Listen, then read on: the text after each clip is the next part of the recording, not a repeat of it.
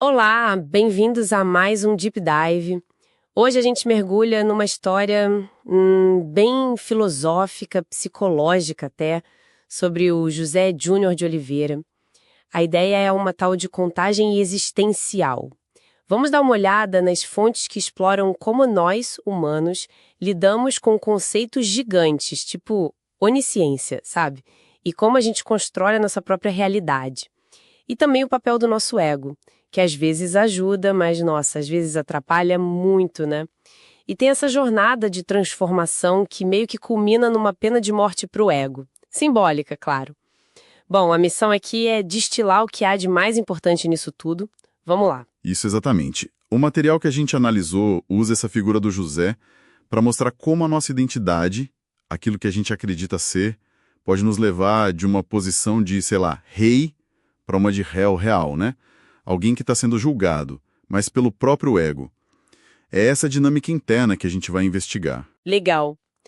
Começando então por essa coisa da onisciência, o saber tudo. Parece que a própria ferramenta que a gente usa para pensar nisso, tipo a nossa mente, a linguagem, já é um limite, né? É por aí. As fontes batem muito nessa tecla.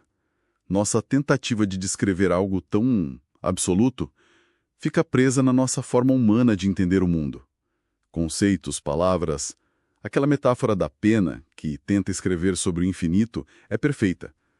A pena é a nossa cognição, ela tem um limite. Nossa compreensão é sempre humana. Faz sentido. E isso liga com a ideia de verdade, certo? Tem a verdade objetiva, tipo 2 mais 2 igual a 4, ok. Mas e a verdade subjetiva? A do José, que é a pessoa que acredito ser. Essa parece ser construída. Sim, totalmente construída. Ela depende do que ele ouve, do que ele lê, do que ele internaliza como sendo real sobre si mesmo. É uma narrativa pessoal. E o ponto-chave na história dele, segundo as fontes, é quando um novo contexto aparece. Aí essa verdade subjetiva é colocada à prova, sabe? Tipo, será que isso se sustenta mesmo? E como essa narrativa pessoal, esse eu, se forma? As fontes falam de um eu com um E maiúsculo, que é quem conhece, e um mim, aquilo que a gente conhece sobre nós. O José parece muito preso nesse mim, né? Parece que sim. O mim é esse conjunto de crenças, características que ele aprendeu a ver como eu. E a percepção individual, nossa, ela é quase a realidade para a pessoa, né? Algumas fontes até flertam com ideias místicas ou da física quântica.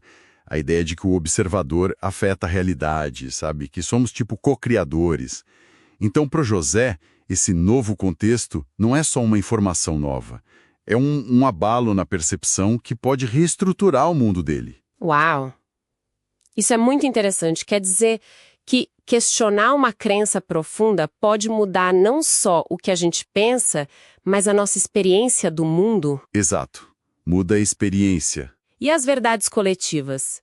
Aquelas ideias que todo mundo meio que aceita. O tal novo contexto pode fazer o José questionar isso também? E além do pessoal? Com certeza. Esse novo contexto pode ser justamente o gatilho para ele olhar e falar: espera aí, essa história que todo mundo conta, que eu aceitei, faz sentido mesmo para mim? É uma busca por mais autenticidade, por alinhar o que se sente por dentro com o que se vive por fora. Um passo bem importante. E o ego nisso tudo? Essa virada de rei para réu real, como que acontece? Bom, o ego, psicologicamente falando, é tipo o nosso gerente interno, né? Ele media a nossa relação com a realidade. Só que, como Jung já apontava, e as fontes reforçam, ele tem uma tendência à unilateralidade. Ele foca no que confirma o que ele já pensa e meio que ignora o resto. Cria uns pontos cegos enormes. Entendi. E essa visão limitada, esses pontos cegos, podem ser destrutivos. As fontes falam de medo, julgamento, vergonha, um desejo de controle meio doentio até, que pode levar à autossabotagem. É isso. Infalível, justamente por causa dessa visão unilateral. Ele só vê um lado da moeda. O réu aparece quando a realidade bate na porta e mostra as consequências dos julgamentos errados dele, baseados nessa visão limitada. A própria função de julgar do ego acaba se voltando contra ele mesmo. Nossa, É a visão do seu ego que o torna réu. Pesado. É uma metáfora forte, né? Muito.